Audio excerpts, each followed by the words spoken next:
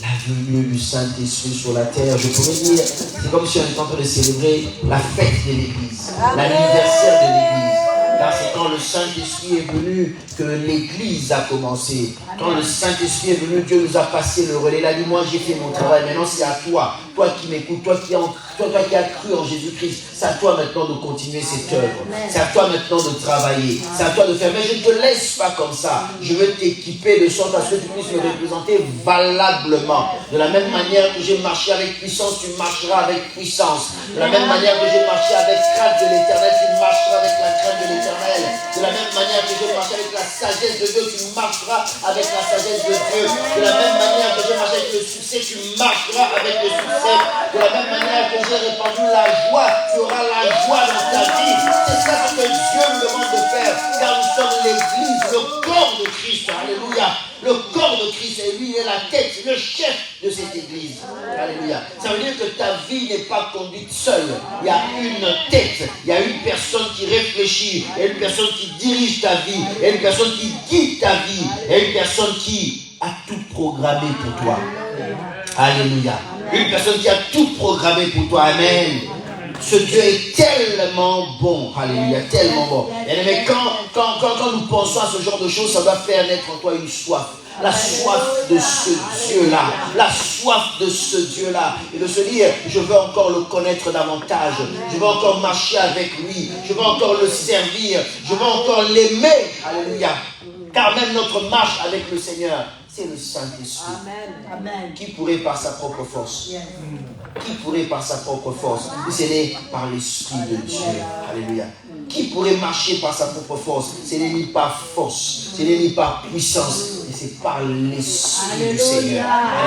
C'est par l'Esprit du Seigneur. Ce n'est ni par force ni par puissance, c'est par l'Esprit du Seigneur. Aussi Zorobabel a pu répondre et relever un si grand défi. Si ces enfants qui étaient venus de la captivité ont pu répondre à un grand défi, un grand challenge, malgré les attaques, malgré toutes les personnes qui s'y opposaient, ils étaient encore à l'époque où le Saint-Esprit n'avait pas été donné comme maintenant. Mais ils ont relevé le défi. Alléluia. Alors qui pourra me dire le contraire? Je vais déclarer que ta vie sera reconstruite. Là où les murailles sont tombées, là où il y a des pans de ta vie qui ont été en ruine. La Bible dit que c'est ni par force ni par puissance, mais c'est par l'Esprit de Dieu. Ce que tu as raté par tes propres fautes, par tes propres erreurs, je veux déclarer que par le Saint-Esprit, Dieu pourra restaurer ta vie. Là où tu as perdu ta joie à cause des coups de la vie, à cause des torsions de la vie. Oh, laisse-moi te dire que Dieu veut restaurer ta vie. Maintenant, tu auras une huile de joie à la place de deuil. C'est ce que déclare la parole de Dieu. Alléluia. Et je le déclare pour ta vie ce matin. Je dis, je le déclare pour ta vie ce matin. Non, je dis, je déclare pour ta vie ce matin. Quand il y a eu les gens qui sont levés comme des Sanballat et les Tobias pour distraire le peuple, pour décourager le peuple. Je veux dire à tous tes détracteurs, je veux dire à toutes les personnes qui s'opposent à toi, je veux dire à tous ceux qui veulent te décourager, ceux qui veulent te dire que tu n'es rien, que tu ne vaux rien, que tu ne feras rien. Je veux leur dire qu'eux, ils n'ont pas le dernier mot de ta vie. Ils n'ont pas le dernier mot de ta vie. Car celui qui marche avec toi, il a le plan de ta vie. Celui qui marche avec toi, il sait et il connaît les projets qu'il a formés pour toi. Et il a dit, je ne te laisserai pas seul, mais je t'enverrai le Saint-Esprit. Et ce que lui, il a accompli à la croix, laisse-moi te dire que le Saint-Esprit le réalise dans ta vie. C'est ça le travail du Saint-Esprit. Est-ce que je suis en train de déclarer dans la vie d'une personne ce matin? Est-ce qu'il y a quelqu'un qui reçoit cela ce matin? Est-ce qu'il y a quelqu'un qui reçoit cela ce matin? La Bible dit que le temple avait été détruit. Le temple était en ruine. La muraille était en ruine. Ces enfants sont sortis de captivité. Ils n'avaient rien. Mais curieusement, ils sont arrivés. Ils ont rassemblé leur force. Ils ont rassemblé leur énergie. Ils ont rassemblé leur argent. Alléluia. Amen. Et la Bible dit, ils ont reconstruit. Alléluia. Ils ont reconstruit. Amen. Et la gloire de Dieu était au rendez-vous. Alléluia. Ils ont travaillé. Amen. Ils ont travaillé. Et Dieu était avec eux. Amen. Alléluia. Ne regarde pas avec tes yeux en te disant, comment vais-je rebâtir la ruine de ma vie? Comment vais-je rebâtir ce pan de ma vie qui a été détruit? Je ne pourrai pas, je n'en ai pas la force. Ce n'est ni une question d'âge, ce n'est ni une question de temps, c'est une question de moyens, mais c'est une question de celui qui t'a équipé. Alléluia. Et il ne t'a pas doté des choses humaines, il t'a doté du Saint-Esprit. Alors les hommes ne pourront pas t'accompagner, le Saint-Esprit sera là. Alors les hommes ne pourront pas faire les choses avec et pour toi, le Saint-Esprit sera là. Alléluia. Et tu pourras marcher de manière victorieuse. De manière victorieuse. Quelle si belle promesse nous avons reçue en Jésus-Christ. Alléluia. Et ce qu'il promet, il l'accomplit. Vous savez, quand nous parlons de ce genre de jour où c'est la Pentecôte, sois dans la joie. Sois dans la joie. Sois dans la joie. Ne laisse aucune chose venir t'envahir. Sois dans la joie. Sois dans la joie parce que tu sais qu'il y a un Dieu. Il y a un Dieu. Et ce que Dieu a dit, il l'accomplit. Alléluia. Il l'accomplit. Il l'accomplit parce qu'il a promis quelque chose et il réalise cette chose-là. Et quand tu vois la réalisation de Dieu dans ta vie, tu dis certainement Dieu est fidèle. Certainement Dieu est fidèle. Ce qu'il promet, il l'accomplit. Certainement Dieu est fidèle. Certainement Dieu est fidèle. Certainement Dieu est fidèle. Il est fidèle. Alléluia. Et il a dit ce sera un feu que vous recevrez. Alléluia. Que vos vies soient une vie pétillante, une vie de flamme, une vie de feu, de vigueur et de vie. Alléluia. Prenons rapidement Actes des Apôtres, un feu sur chacun. Alléluia. Actes des Apôtres, on va prendre d'abord Acte 1, le verset 8. Mais vous recevrez une puissance, le Saint-Esprit survenant sur vous, ce matin pas la projection, le Saint-Esprit survenant sur vous, et vous serez mes témoins à Jérusalem, dans toute la Judée, dans la Samarie jusqu'aux extrémités de la terre. Après avoir dit cela, il fut enlevé. Pendant qu'il le regardait, une nuée le déroba à leurs yeux. Alléluia. Amen. Alors dans Acte 2, on poursuit. Le jour de la Pentecôte, ils étaient tous ensemble dans le même lieu. Tout à coup, il vint du ciel un bruit comme celui d'un vent impétueux. Et il remplit toute la maison où ils étaient assis. Des langues semblables à des langues de feu leur apparurent, séparées les unes des autres, et se posèrent sur chacun d'eux. Ils furent tous remplis du Saint-Esprit et se mirent à parler en d'autres langues, selon que l'Esprit leur donnait de s'exprimer. Or, il y avait en séjour à Jérusalem des Juifs, hommes pieux, de toutes les nations qui sont sous le ciel. Au bruit qui eut lieu, la multitude accourut et elle fut confondue parce que chacun les entendait parler dans sa propre langue. Ils étaient tous dans l'étonnement et la surprise et ils se disaient les uns aux autres, voici ces gens qui parlent, ne sont-ils pas tous galiléens? Et comment les entendons-nous parler dans nos propres langues? Alléluia. Partès, Mélès, Élamite, et ceux qui habitent la Mésopotamie, la Judée, la Cappadoce, le Pan d'Asie, la Phrygie, la Pamphylie, l'Égypte, le territoire de la Libye voisine de Cyrène, et ceux qui sont venus de Rome, juifs et prosélytes, crétois et arabes. Comment les entendons-nous parler dans nos langues des merveilles de Dieu? Ils étaient tous dans l'étonnement, ne sachant que penser, ils se disaient les uns aux autres.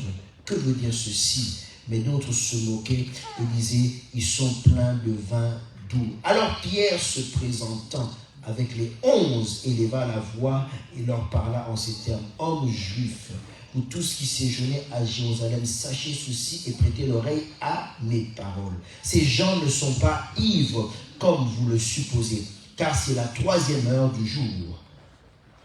Mais c'est ici ce qui avait été dit par le prophète Joël.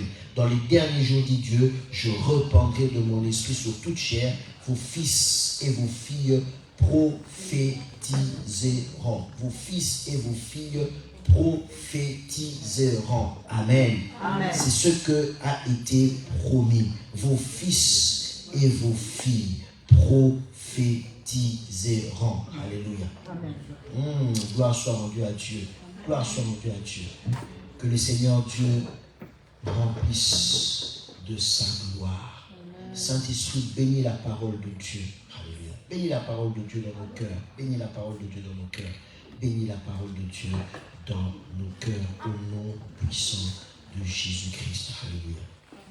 Alléluia. Amen, amen. Dans Acte 1, nous sommes en train de voir Jésus-Christ qui est ressuscité. Tout le monde est content, Jésus-Christ est ressuscité. Ils ont retrouvé le maître, mais le maître leur a dit, ne vous réjouissez pas parce que vous m'avez vu moi. Maintenant, c'est à vous de faire les choses. Mais je ne veux pas vous laisser comme ça parce que le défi dans ce monde est tellement grand. Vous allez aller vers les personnes qui ne vont pas vous écouter, vous allez aller vers les personnes qui ne vont pas vous comprendre. S'ils m'ont fait du mal, ils vous feront aussi du mal. Mais je veux vous dire une chose, une seule chose que vous devez retenir. Alors que vous êtes préoccupés en sachant, vous disant, quand est-ce que viendra le rétablissement du royaume d'Israël? Il dit non. Ce n'est pas à vous de connaître le temps qui a été fixé par Dieu, par sa propre autorité. Dieu a fixé les temps. Ce n'est pas à vous de connaître ces choses-là. Ils étaient inquiets parce qu'eux, ils voyaient que leur peuple était dominé. Ils étaient inquiets parce qu'il y avait une puissance étrangère qui était là, une puissance d'occupation. Rome était en train d'occuper cet espace-là. Rome occupait cette région-là. Et eux, ils n'avaient qu'un seul souci. Personne n'est à l'aise quand sa patrie est occupée. Amen. Alléluia. Est-ce que je parle à quelqu'un? Il dit, tu ne peux pas être à l'aise quand ta patrie est occupée. Même si tu n'habites pas là-bas et que tu es loin. Quand tu apprends que ton pays est occupé, quand tu apprends qu'il y a des forces étrangères, il y a des étrangers qui sont venus envahir ton pays et dominer dans ton pays, si vraiment tu as le cœur attaché, tu ne peux pas être tranquille, tu ne peux pas dormir, tu ne peux pas être à l'aise. Alléluia. Amen. Tu ne peux pas être à l'aise. Et eux, ils avaient le même sentiment. Ces Romains qui voyaient dans les rues, ces Romains qui voyaient en train de régner, qui avaient tous les postes, ils étaient en train de dominer sur eux. Et eux leur attitude, Seigneur, à quand le rétablissement du royaume d'Israël? On nous a dit que tu étais le roi, tu venais. Mais quand tu vas partir, c'est bien beau. Mais quand est-ce que les choses vont rentrer en ordre? Quand est-ce que nous serons libérés de cette force d'occupation? Eux, ils voyaient les choses comme ça. Parce que je disais, nous n'avons pas d'armes pour lutter contre eux. Et comme toi tu es venu et que tu es le sauveur, tu es le fils de Dieu, alors tu vas certainement faire quelque chose. Eux, ils s'attendaient peut-être qu'en un claquement de doigts, que toute l'armée romaine disparaisse et qu'eux, ils reprennent la place. Et peut-être que même les uns les autres se voyaient à des postes stratégiques. Seigneur, à quand le rétablissement du royaume d'Israël? Mais on voit que Christ détourne la question et il les emmène sur autre chose. Si on voit la réponse par rapport à la question, on se dira que ça n'a pas de rapport. Mais en réalité, tout est dans la réponse. Alléluia. Tout est dans la réponse. Et quelquefois, tu demandes des choses à Dieu. Dieu dirige ton regard vers autre chose. Et tu te dis, mais Seigneur, tu n'es pas en train de répondre à ma question. Mais là où Dieu te dirige, c'est en réalité la clé pour avoir la réponse à toutes les questions. Pas seulement la question que tu lui poses, mais toutes les questions de ta vie. Tu dis, mais Seigneur, moi je te parle de quelque chose. Non, il sait ce qu'il est en train de te dire. Il te dirige vers quelque chose qui sera une clé. Une clé qui va répondre à toutes les questions. Alors quelquefois, écoute Dieu. Et ensuite seulement il leur dit, mais vous recevrez une puissance. Ah, il parle maintenant d'une puissance. Vous recevrez une puissance. L'armée romaine, c'était une puissance. Alléluia. Amen. Comme on dit aujourd'hui, quelle est la première puissance du monde? Chacun aura peut-être sa réponse. Qu'on le veuille ou pas, il y a peut-être une réponse. Que ce soit vrai ou faux, il y a peut-être une réponse. Et à l'époque, Rome dominait sur, si je peux dire, la terre entière, si on peut dire ça comme ça. Et c'était une puissance. Et eux, ils ne savaient pas comment faire pour lutter contre cette puissance. Comment nous allons faire pour renverser ces gens qui ont une armée bien organisée, qui sont des gens bien organisés? Comment nous allons faire pour les renverser? Ils ne savaient pas. Et ils disent, Seigneur, à quand le rétablissement du royaume d'Israël? Et Christ leur dit, vous recevez une puissance. Alléluia. Une puissance. Mais la puissance que vous allez recevoir, ce n'est pas la puissance des hommes. Ce n'est pas selon l'entendement des hommes. Vous recevrez une puissance, le Saint-Esprit survenant sur vous. Amen. Le Saint-Esprit survenant sur vous. Ensuite, il dit, vous serez mes témoins. Vous serez mes témoins. On te parle de la libération, toi tu nous parles d'être témoin. Alléluia. On te parle de la libération, tu nous parles d'être témoin. En réalité, Christ est en train de leur dire, vous allez être dotés d'une puissance qui va faire que vous irez au-delà jusqu'aux extrémités de la terre pour maintenant, vous, à votre tour, devenir des dominants. Amen. Est-ce que quelqu'un m'a compris? Aujourd'hui, vous me parlez dans une position où vous dites, on nous a dominés. Mais maintenant, moi, je vous donne une puissance. En réalité, quand il dit vous serez mes témoins jusqu'aux extrémités de la terre, ça veut dire que vous allez dominer aussi les Romains. Non seulement les Romains, mais toutes les nations. Et cette fois-ci, vous allez leur dominer d'une autre manière. Si les hommes, quand ils viennent dominer, ils affligent les gens. Si les hommes, quand ils viennent dominer, il y a de l'injustice. Si les hommes, quand ils viennent dominer, ils font du mal. Vous allez emmener le règne de Dieu qui fait du bien. Vous allez dominer sur toute la terre pour établir le règne de Dieu. Et le règne de Dieu, c'est un règne de joie, c'est un règne de bénédiction, c'est un règne où les femmes enfantent, c'est un règne où les malades sont guéris, c'est un règne où même les paralytiques peuvent marcher, c'est un règne où nous avons la prospérité, c'est un règne où nous avons la santé, c'est un règne où nous réussissons, c'est un règne où nous dominons sur nos ennemis. C'est ça le règne de Dieu. Et il dit pour cela, il vous faut une puissance. Il vous faut une puissance. Cette puissance-là ne viendra pas n'importe comment. Cette puissance-là ne viendra pas quand vous irez dans un camp d'entraînement. Cette puissance-là viendra simplement par le fait que quand le Saint-Esprit viendra, il vous donnera cette puissance-là. Le Saint-Esprit survenant sur vous, et vous serez, mes témoins. Amen. Les disciples ont entendu cela et ils sont restés en train de regarder le Seigneur. Figurez-vous que ces paroles dont je vous parle, ce sont les dernières paroles de Jésus-Christ. Les dernières. Parce que la Bible dit quand il a fini de parler de ces choses, il est monté au ciel. Il leur laisse ces dernières paroles. Et les disciples sont en train de regarder, il est monté au ciel. Un ange vient leur dire, et ne restez pas là à le regarder. La Bible dit qu'ils sont rentrés à Jérusalem, parce qu'il leur avait dit surtout, ne vous éloignez pas de Jérusalem. Surtout, ne vous éloignez pas de Jérusalem. Ça veut dire que soyez patients. Amen. Alléluia. Amen. Soyez patients.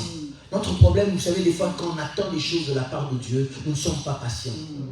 Nous ne sommes pas patients et nous sommes agités. On court à gauche, à droite. Apprends des fois à rester à un endroit. Amen. Et tu attends le Seigneur. Amen. Tu dis, j'ai rendez-vous avec Dieu quelque part. Amen. Alléluia.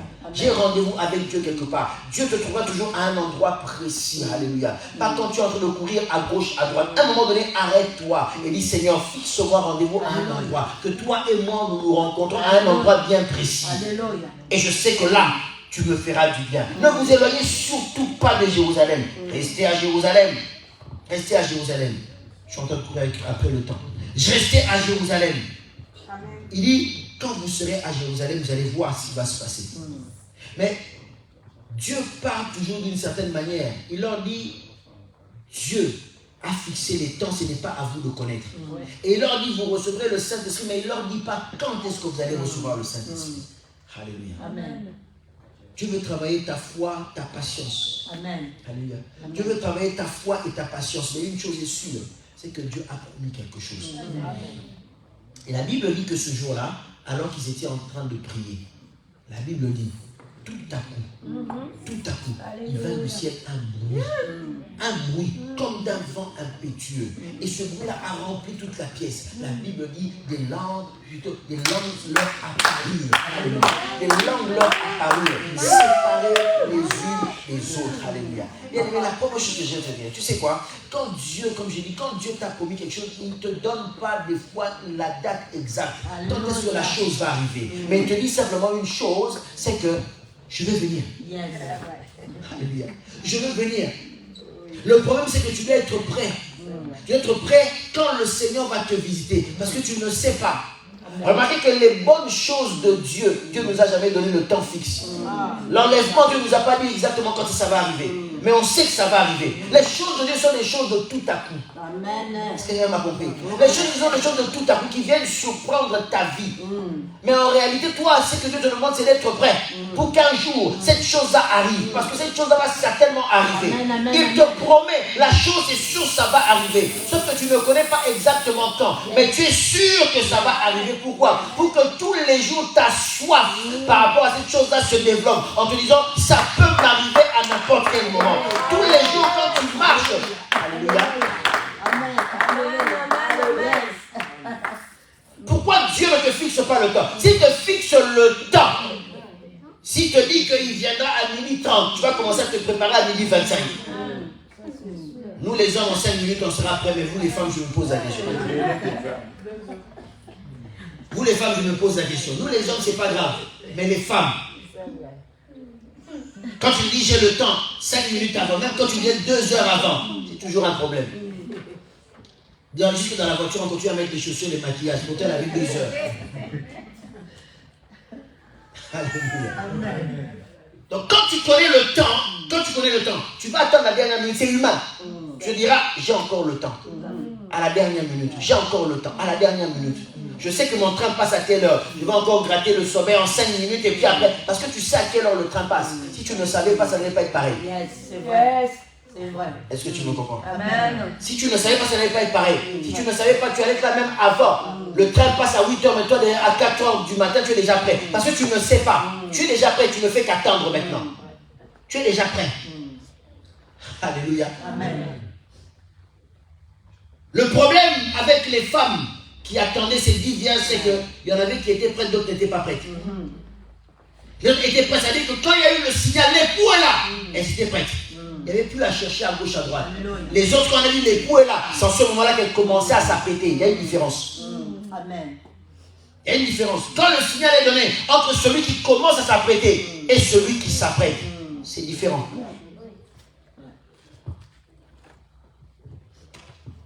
Vous savez, quand on était des fois à l'université, le prof il entre, il parle, et puis il s'en va. On s'est dit, l'université c'est bien. C'est pas comme à l'école, il y a des interrogations. Ah, l'université c'est une bonne chose. Et quand tu rentres chez toi, tu dis, bon, je lirai mes notes demain. C'est pas grave, demain le professeur va encore venir, il va parler. Un jour il vient et vous dit, bon, maintenant il y a un contrôle. Celui qui était préparé, qui lit ses notes tous les jours, il va relire peut-être une soirée, c'est bon. Celui qui n'avait pas l'habitude de lire, il commence à se préparer en ce moment-là. Alléluia. Et c'est lui qui va commencer à te déranger pendant la salle des examens. Il commence à t'appeler. Dieu ne donne pas toujours la date pour augmenter ta soif. Afin que tous les jours tu sois préparé. Alléluia. Tous les jours tu sois préparé. En réalité, c'est quoi? Il veut qu'avant que la chose s'accomplisse, tu commences déjà à vivre la chose. Amen. Parce que quand tu connais déjà la date, tu vas attendre la dernière minute pour commencer à te préparer. Mais celui qui ne connaît pas la date, je passerai te chercher. On ira à la fête. Alors je ne sais pas te préciser quand, mais je passerai te chercher. Peut-être à 16h tu es déjà prêt. La fête n'a pas recommencé, mais quand on te voit, est-ce que quelqu'un comprend là où je vais? C'est-à-dire que quand on te voit, on voit déjà que tu es une personne habillée pour la fête. C'est comme si la fête avait déjà commencé, mais tu n'es pas encore à la fête. Mais ta manière de présenter, tu es déjà dans l'esprit de la fête. Tu es déjà habillé comme une personne qui va à la fête. Tu marches comme une personne qui va à la fête. Maquillage, habit, mais tu es encore dans la maison. Quand quelqu'un te dit, mais comment se fait-il que tu es tiré à 4 épingles comme ça, tu l'entends, tu dis non, j'attends, on vient me chercher. Dans quelques minutes, je veux partir. Parce que la personne comprend que le vêtement que tu as porté, à la maison, on ne s'habille pas comme ça. Mais toi, tu es habillé comme ça parce que tu attends quelque chose. Toi, tu es prêt. C'est-à-dire que tu ne vis plus le présent, mais tu vis déjà la promesse de Dieu. Tu vis déjà la promesse de Dieu. C'est pour ça que Dieu ne donne pas le temps. Comme ça, tous les jours, tu commences à vivre. Dieu t'a dit, tu seras prospère. Seigneur, je serai prospère quand? Tous les jours, je me réveille, je suis bien habillé, même si je n'ai rien. Je vais même à la casse. Vous connaissez les casses où on voit les voitures. Je dis, donnez-moi les clés de contact d'une voiture. Je me prends une clé de contact comme si j'avais une voiture, mais je n'ai pas. Quand quelqu'un te voit tirer à 4 épingles et puis tu sors la clé de contact, les gens s'imaginent que tu as une voiture. Rien, tu n'as pas de voiture. Mais tu vis déjà comme si Dieu t'avait déjà donné. Est-ce que quelqu'un me comprend? Tu vis déjà comme si Dieu t'avait déjà donné quelque chose. Alléluia. Quand les gens te vont te dire, mais tu n'es pas encore devenu ministre, comment se fait-il que tu es toujours habillé comme un ministre? Tu dis que moi, ma vie, j'ai toujours voulu vivre comme un ministre. C'est ça que même maintenant, je m'habille comme un ministre. Alléluia. Même quand on vient te voir chez toi à la maison, tu es toujours en chaussures. Et quand tu n'as même pas de tongs, je suis toujours en chaussures. Alléluia. Je suis toujours en chaussures. God bless you. Je suis toujours en chaussures. Alléluia. Parce que je me prépare, Dieu m'a dit quelque chose. Alléluia. Et cette chose-là, ça va venir un tout à coup. Le jour où ça arrive, le tout à coup, trouvera que je suis prêt. Amen. Mais vous savez quoi? Il faut être prudent dans ce que Dieu dit. La plupart du temps, nous ne comprenons pas le langage de Dieu. Revenons dans Acte 1. Qu'est-ce que Dieu dit? Vous recevez une puissance. Ok? Tu as souvent lu ce verset? Tu es sûr? Est-ce que tu es sûr? Est-ce que tu es sûr que tu as lu ce verset? Non, pourquoi tu doutes? Tu es sûr, maman, tu es sûr que tu as déjà lu ce verset? Regardez comment elle est toute belle. Dans la Bible dit ceci, le Saint-Esprit, vous recevrez une puissance. On est d'accord? La suite c'est quoi? Le Saint-Esprit survenant sur vous. Wow. Est-ce que la Bible a dit le Saint-Esprit venant sur vous? Survenant sur vous. Vous savez, survenir, c'est quelque chose qui vient brutalement. C'est ça que ça veut dire survenir. Dis à ton voisin, je ne savais pas ça. Dis à ton voisin. Dis à ton voisin, je viens d'apprendre quelque chose. Vous recevez une puissance, le Saint-Esprit survenant sur vous. Je survenant. Ça veut dire que Christ était déjà en train de leur dire, le Saint-Esprit viendra brutalement. Le Saint-Esprit viendra à un moment donné où vous ne vous attendez pas. C'est-à-dire que le Saint-Esprit survenant sur vous. Pas le Saint-Esprit venant sur vous. Survenant sur vous. C'est-à-dire que ça sera brutal. Ça sera à un moment où vous ne vous attendez pas. À un moment où tu t'attends le mois. C'est pour cela, comme Dieu ne ment pas, le jour de la Pentecôte, la Bible dit tout à coup. Vous voyez pas qu'il y a un rapport. Le tout à coup, là, Dieu l'avait déjà prophétisé. Sauf que tu ne le savais pas. Dis à ton voisin, tu ne le savais pas. Non, dis-lui bien, tu ne le savais pas. Dieu l'avait déjà dit. Christ l'avait déjà dit, survenant sur vous. Et ensuite, le jour de la Pentecôte, on nous dit tout à coup. Une personne pourrait te donner pour dire comment tout à coup. Mais Dieu avait déjà dit que ça sera un tout à coup. Amen. Alléluia. Ce qu'il fallait, c'était être prêt. Et la Bible dit, ils sont allés en prière. Ce jour-là, ils priaient. Ils vivaient déjà quelque chose qui devait venir. Alléluia. C'est pour ça que Dieu ne te fixe pas le temps. Afin que ta vie commence déjà à vivre les promesses de Dieu avant même qu'elles s'accomplissent. Avant même qu'elles s'accomplissent. Tu vis déjà comme si. Tu es déjà dans le bain de la présence de Dieu. Amen. Et ce jour-là, la Bible dit, quand il y a eu le tout à coup, il y a eu un bruit fort. Tout le monde a entendu ce bruit-là. Et c'était comme le bruit d'un vent impétueux. Alléluia. Amen. Je ne sais plus c'était en quelle année, il y a peut-être maintenant 4 ans ou 5 ans. 4 ans ou 5 ans, je crois, si je ne me trompe pas. Il y a un jour, en plein jour, il y avait eu une alerte en France. C'était une fausse alerte. Et il y a eu un avion qui a dû décoller, comment on appelle ça, un Rafale, qui a dû décoller en urgence. Mais heureusement, c'était une fausse alerte. Et comme, vous savez ce qu'on appelle le mur du son, ces avions-là ont une vitesse supersonique. Et l'avion devait filer et là dépasser le mur du son. Ça fait un boum. Dans tout Paris, on avait entendu ça. Ça fait un boom dans tout Paris, on avait entendu ça. Une détonation. En fait, quand il passe le mur du son, ça fait une détonation. Et ce jour-là, c'était toute la ville a entendu qu'il y avait un bruit. Et le bruit a envahi la pièce là où ils étaient. Et la Bible dit que des langues leur apparurent. Des langues leur apparurent comme des langues de feu. Comme des langues de feu. Des langues leur apparurent. Quand je lis ça, je me dis, vous savez bien aimé, dans la vie, il ne faut jamais envier qui que ce soit. La Bible dit que pour chacun d'entre nous, il connaît tes projets et il a un projet pour chacun d'entre nous. Mais dans la vie, ne te laisse jamais impressionner ni par des détracteurs qu'on soit. Personne ne peut voler ta grâce. Bien-aimé, je te le dis encore, personne ne peut voler ta grâce. Même le plus grand sorcier ne peut pas voler ta grâce. Même s'il va marabouter, il rassemble tous les marabouts du monde, les spécialistes marabouts du monde, les archibishops marabouts du monde. Il ne peut pas voler ta grâce si c'est que toi-même tu la sais. Il ne peut pas. Pourquoi? Parce que Dieu a prévu chaque chose pour chacune des personnes. La Bible dit qu'ils étaient tous ensemble comme un seul homme en train de prier. Mais quand ces choses, ce phénomène est arrivé, la Bible dit qu'il y a eu plusieurs langues de feu. Et la Bible dit bien, lis bien ta Bible, séparées les unes des autres. Séparées les unes des autres. Ça veut dire ta grâce, elle ne touche pas ma grâce. Et ta grâce, elle est séparée de ma grâce. C'est quoi tu veux gâcher ta grâce?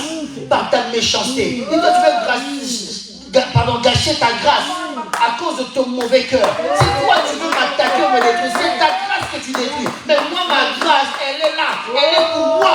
Elle est pour moi. La Bible dit que c'est une chose depuis le ciel. Ce n'est pas Pierre qui est venu, qui a dit, allez, on va maintenant séparer cette flamme de feu, comme ça chacun aura sa... Non, depuis le ciel, c'est apparu comme ça, c'est venu du ciel comme ça a été expédié comme ça. Qui sur la terre peut changer cela? Dis-moi, qui sur la terre pourra changer cela? N'aie pas peur, qui sur la terre pourra changer cela? C'est-à-dire que Dieu a calculé, il savait, et il a envoyé la Bible, dit, ces flammes sont apparues comme des flammes, séparées les unes des autres. Les unes des autres. Les unes des autres. Et comme Dieu sait bien faire les choses, la grâce de chacun sait localiser son propriétaire. La grâce de chacun sait localiser son propriétaire. En tout cas, sache une chose, la grâce ne se perdra jamais. La grâce ne confondra jamais. Oh non, tu vois ta grâce, c'est bon, ma grâce qui est ici. Non, on ne l'appelle pas. La grâce, elle reconnaîtra son propriétaire. Alléluia, la grâce reconnaîtra son propriétaire. Tu n'as pas besoin de t'agiter dans la vie. Tu n'as pas besoin. Toi, sois calme là où tu es. Continue de prier. La grâce que Dieu a destinée pour toi, même si elle arrive dans une assemblée où il y a plusieurs personnes, ta grâce à toi ne confondra jamais son destinataire. Ton feu à toi ne confondra jamais son destinataire. C'est arrivé au même moment. C'est apparu à tout le monde au même moment. Mais la Bible dit, elles étaient non seulement séparées les unes des autres, mais elle lui dit qu'elle alla se poser sur chacune d'entre elles. Chacune d'entre elles. Ça veut dire que chaque langue, ce qui ressemblait à une langue, chaque langue savait là où il fallait qu'il aille. Il n'y a pas eu de mélange. Il n'y a pas eu d'accident. La langue, c'est accident. Non. Chaque langue a respecté. Je ne sais pas dans quel ordre ça s'est fait. Mais elle lui dit que des langues leur apparues. Tous nous avons vu. Mais dans ce que nous avons vu, chacun a sa part. Alléluia. Chacun a sa part. Et la Bible dit ces langues-là sont allées se poser sur chacune des personnes. Ça veut dire qu'il y avait une langue destinée à chacune des personnes. Il y avait une langue destinée à chacune des personnes. Alléluia. Chacun avait sa part. Mais non seulement chacun avait sa part. Alléluia. Comme Dieu est tellement bon, la grâce, elle ne peut pas confondre. La grâce, elle ne peut pas se perdre. La grâce n'a pas besoin de GPS. Elle sait à qui elle a été destinée. Alléluia. Elle ne pourra jamais passer à côté. Tu étais là, peut-être parce que tu surprenais, la grâce est passée à côté. Non, la Bible dit, elle est venue se poser sur la tête de chacune des personnes. Mais bien plus, la Bible dit, quand elle s'est posée sur chacune des personnes, chacun a eu sa part. La Bible dit qu'ils furent tous remplis du Saint-Esprit. Ça veut dire quoi? Ça veut dire que la provision et la part que Dieu t'a donnée, c'est ce qui suffit à remplir ta vie. Personne n'a eu moins, personne n'a eu plus. La Bible dit qu'ils furent tous remplis du Saint-Esprit. Le problème, c'est que quand tu regardes la grâce qui va chez nous, on dit, comme on dit chez nous en Côte d'Ivoire, pour lui c'est bien, pour lui c'est bien, non, c'est bien par rapport à quoi? Tu dis, oui, la grâce qu'il a eu, ça va vraiment remplir. Moi, la langue que j'ai, ça ne va pas remplir ma vie. Il y a tellement trop de problèmes. Il y a tellement trop de soucis. Le feu que Dieu me donne, ça ne va pas se remplir ma vie. Ça ne va pas suffire à ma vie. Moi, j'ai vraiment trop de problèmes. Lui, là, pour lui, c'est bien. Lui, il n'a pas beaucoup de problèmes. Avec sa langue, là, ça sera suffisant pour lui. Mais moi, en tout cas, il fallait même que Dieu me donne 2-3 langues. Pourquoi moi, j'ai reçu qu'une seule langue? Croyez-moi que si Dieu avait dit venez vous servir, d'autres allaient prendre 4, 5, 10 pour eux-mêmes. Surtout moi. J'allais pas laisser une occasion pareille. J'allais dire c'est moi le pasteur, attendez d'abord. Je viens, je prends toutes les langues et puis je vous attendez. La double fonction. Vous comprenez? Si Dieu avait dit venez vous servir, peut-être même ça allait créer des bagarres. Parce qu'ils allaient commencer à se disputer. Toi tu as pris cette langue, moi je veux seulement celle-là. Pourquoi tu veux seulement celle-là? J'étais le premier à prendre. Je veux celle-là, mais peut-être que ce n'est pas celle qui te correspondait. Amen. Est-ce que tu comprends ce que je suis en train de dire? Mettez la queue derrière.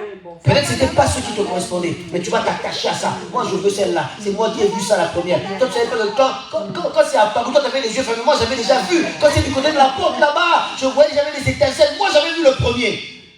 Ça, c'est les hommes. Vous voyez comment des fois on se dispute pour des bêtises dans le corps de Christ. Vous voyez comment on se dispute pour des bêtises dans l'église du Seigneur. Pourquoi? Parce qu'on laisse pas parler notre chair. Même moi qui vous parle, si c'était à choisir, vous allez prendre plus que vous tous. Vous allez me battre pour prendre plus que vous tous. Qui allait vouloir prendre le moindre? Mais disons-nous la vérité. Humainement parlant, qui allait vouloir prendre le moindre? Personne. Tout le monde allait vouloir faire des réserves. Je prends pour moi, je prends pour mon frère, je prends pour ma soeur, je prends pour moi. Et puis tu rentres les bras chargés. Tu mets même dans les poches, tu mets sur la tête, tu rentres avec.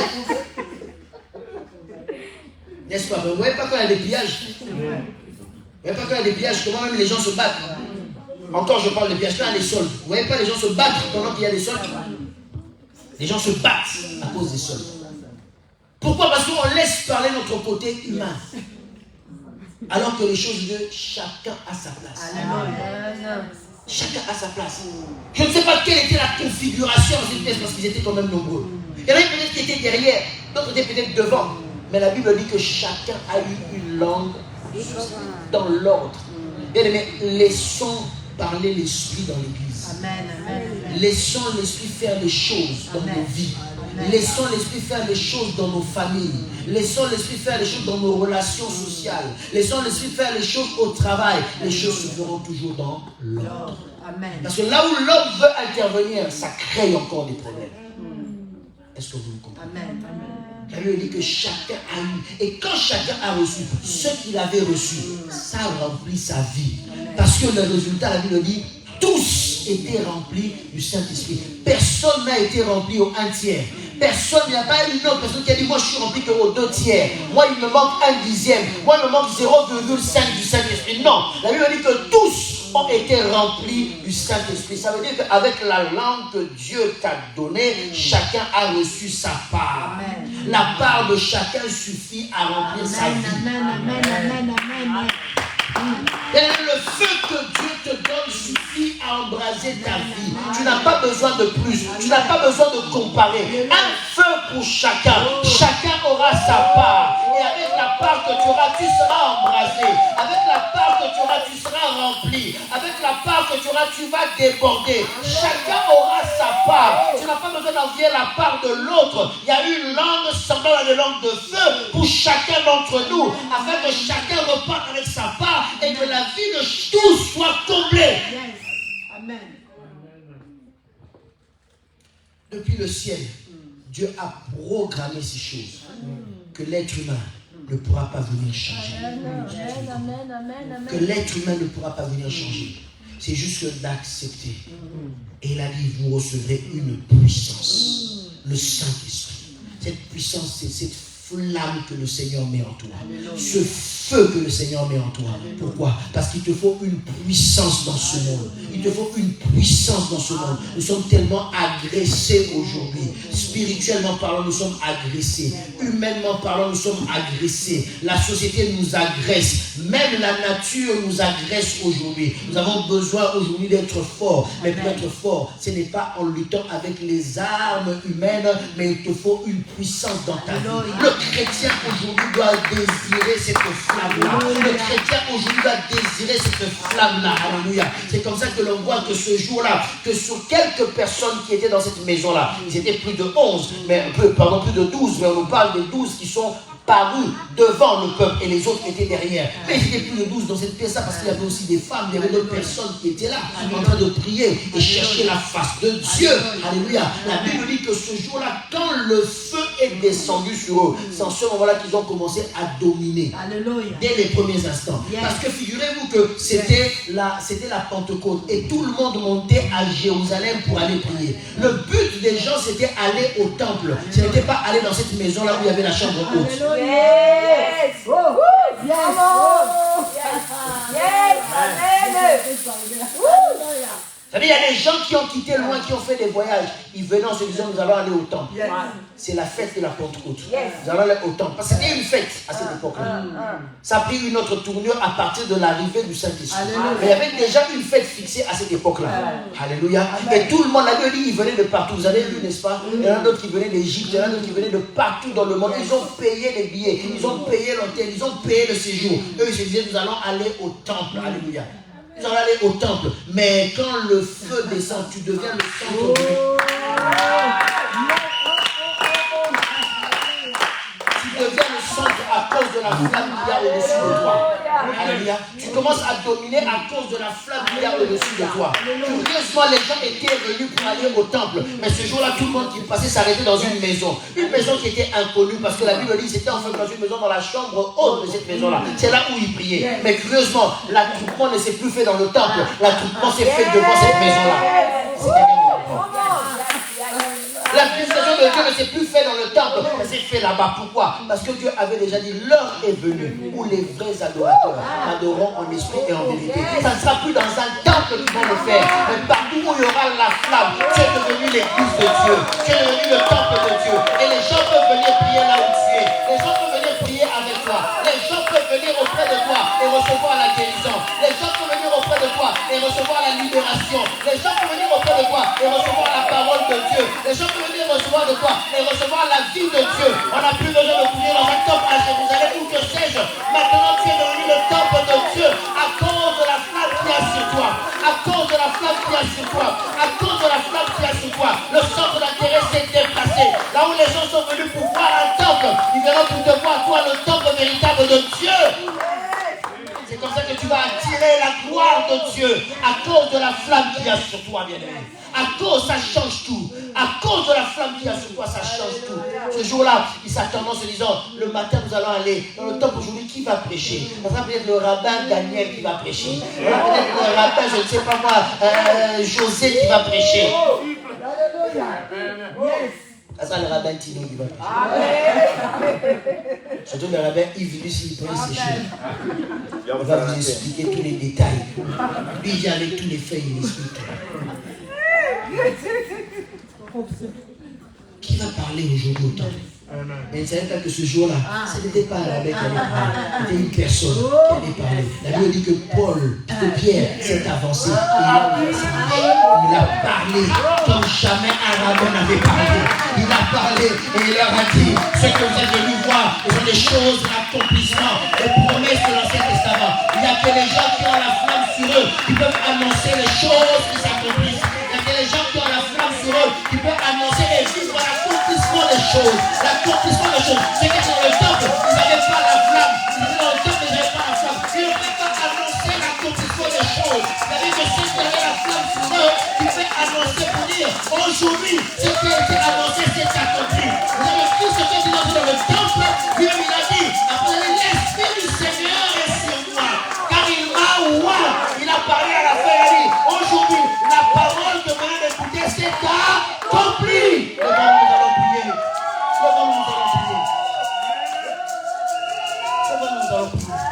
Aujourd'hui, la parole de Dieu que vous avez entendue, c'est accompli. L'Esprit du Seigneur est sur moi. Oh, il y a que